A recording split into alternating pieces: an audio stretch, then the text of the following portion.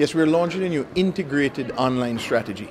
Very important for us. When I became Minister of Tourism, we found that we had a number of websites representing Antigua. And we've brought all of them together now on the visit antiguaandbarbuda.com so that we have a global presence now. This is very important for us because as a small destination, very important destination but very small, the resources to have offices in every country and every continent is very difficult. But we wanted to create a very strong digital presence, and our new global integrated online strategy is where we're leading with that. And I'm very happy to say that we launched yesterday.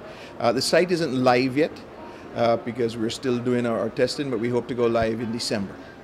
Many Caribbean nations now are trying to augment what is essentially obviously a beach product with festivals, sports, that kind of thing. Tell us what you're doing. Absolutely. I mean, tourism is a global event now. Sun, sand and sea is not enough anymore. So we're looking at our history. We have a very strong history. We're trying to highlight that. You would have heard about Nelson's Dockyard as somebody from the UK, very strong British history, and we have a lot of that. The sports aspect of our tourism, you had an interview with Sir Viv earlier on, and the cricket theme. We've had people come up now talking about netball and things like that, the traditional English sports. But we're also looking to continental US, basketball, swimming, these kinds of things, to further enhance our sports tourism product, cultural tourism, our events. Next week we have the Richie Richardson Masters Cricket Tournament. We have a film festival coming up as well. So we're doing that event type of tourism as well. It's very important for us to try and do a little bit in each of the niche markets.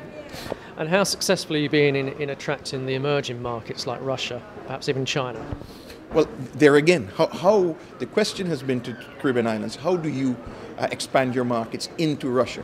Well, we looked at, if you wanted to go to Russia, where do you open an office? How do you get people to work for you? So we went with the digital presence. So we are going to have a Russian website as well, but it's not going to be an English language website translated into Russian. We're going to have a Russian SEO and administrator. So we will have an English language website, but then we're also going to launch early in January a Russian website, French, Italian, German, Dutch, Portuguese, Spanish. I'm counting them off because there are 8 of them. So we're going to do a digital presence in Italian in each of those countries. So what we want to do is speak to an Italian in Italy in Italian. So it won't be an English website, Google Translate for instance. So if somebody's in Italy and they go a search for Caribbean weddings, say, or Caribbean sailing, we're going to make sure that Antigua is on that front page, but it will be in the language from the area that it came on, speaking to the French in French, speaking to the Russians in Russian, and make sure we do that. And the site will have a booking engine. So whereas before people could get information, but then they'd have to go to find out, and so if there's not a travel agent nearby, or if the travel agent doesn't have needs some help getting there, they can actually book online, the air, the hotel, the whole trip online as well. So that is how we are looking to expand into emerging markets.